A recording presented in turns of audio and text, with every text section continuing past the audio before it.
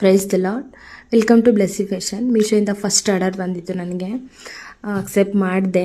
ಅದು ಹೈದ್ರಾಬಾದಿಂದ ದೀಪಿಕಾ ಅಂತ ಹೇಳಿ ಆರ್ಡರ್ ಮಾಡಿದರು. ತುಂಬ ಖುಷಿಯಾಯಿತು. ಅದು ಪ್ಯಾಕಿಂಗ್ ಮಾಡೋಣ ಅಂತ ಹೋದೆ, ಬಾರ್ಕೋಡ್ ಕವರ್ ಇರಲಿಲ್ಲ.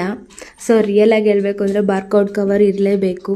ಏಕೆಂದರೆ ನಾರ್ಮಲ್ ಕವರಲ್ಲಿ ನಾವು ಪ್ಯಾಕ್ ಮಾಡಿದ್ರು ಅಕಸ್ಮಾತಾಗಿ ಏನಾದರೂ ರಿಟರ್ನ್ ಬಂದರೆ ನಮ್ಮದು ಐಟಮು ಹೋಗುತ್ತೆ, ಅಮೌಂಟು ಬರಲ್ಲ, ಸುಮ್ಮನೆ ಪ್ರಾಬ್ಲಮ್ ಆಗುತ್ತೆ. ಆ ಥರ ಮಾಡ್ಕೊಳಕ್ಕೆ ಹೋಗಬೇಡಿ. ಸೇಮ್ ಪ್ರಾಬ್ಲಮ್ ನಾನು ಮಾಡಿಕೊಂಡೆ ಅದೇ ಥರ. ಅಂದರೆ ರಿಟರ್ನ್ ಏನೂ ಬಂದಿಲ್ಲ, ಬಟ್ ಆದರೆ ಅದು ಬಾರ್ಕೋಡ್ ಕವರ್ ಇಲ್ಲದೆ ಇರೋ ರೀಸನಿಂದ ನಾರ್ಮಲ್ ಕವರಲ್ಲೇ ನಾನು ಪ್ಯಾಕ್ ಮಾಡಿದೆ. ಬಟ್ ಆದರೆ ಅದು ಯಾವ ಥರ ಬರುತ್ತೆ ಅಂತ ಗೊತ್ತಿಲ್ಲ.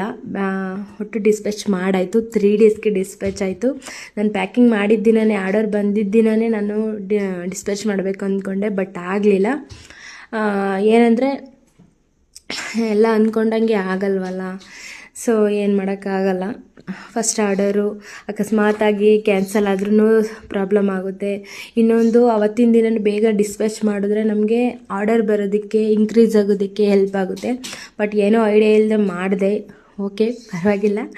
ಬಟ್ ಆದರೆ ನೀವು ಯಾರಾದರೂ ಮಾಡಿದ್ರೆ ದಯವಿಟ್ಟು ಆ ಥರ ಮಾಡ್ಕೊಳಕ್ಕೆ ಹೋಗ್ಬೇಡಿ. ಫಸ್ಟ್ ಬಾರ್ಕೋಡ್ ಕವರ್ನ ಬೈ ಮಾಡಿ, ಆಮೇಲೆ ನೆಕ್ಸ್ಟು ಸಪ್ಲೈಯರ್ ಅಕೌಂಟ್ ಓಪನ್ ಆಗ್ತಿದ್ದಂಗೆ ನೀವು ಬೈ ಮಾಡಿದ್ರೆ ಒಳ್ಳೆಯದು.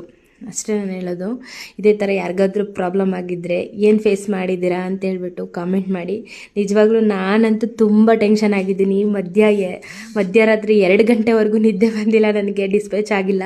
ಯಾವ ಥರ ಬಾರ್ಕೋಡ್ ಸ್ಕ್ಯಾನ್ ಮಾಡೋಕ್ಕಾಗ್ತಾ ಇಲ್ವಲ್ಲ, ನೆಕ್ಸ್ಟ್ ಏನು ಮಾಡಬೇಕು ಅಂತ ಗೊತ್ತಾಗದೆ ತುಂಬ ಟೆನ್ಷನ್ ತೊಗೊಂಡಿದ್ದೀನಿ ನಾನು. ಸೀರಿಯಸ್ ಆಗಿ ಯಾರು ಆ ಥರ ಮಾಡೋಕ್ಕೆ ಹೋಗಬೇಡಿ. ಈ ವಿಡಿಯೋ ನೋಡಿದ್ದಕ್ಕಾಗಿ ಥ್ಯಾಂಕ್ ಯು. ನನ್ನ ಪೇಜ್ನ ಫಾಲೋ ಮಾಡಿ. ಎಲ್ಲರಿಗೂ ಧನ್ಯವಾದ. Thank you.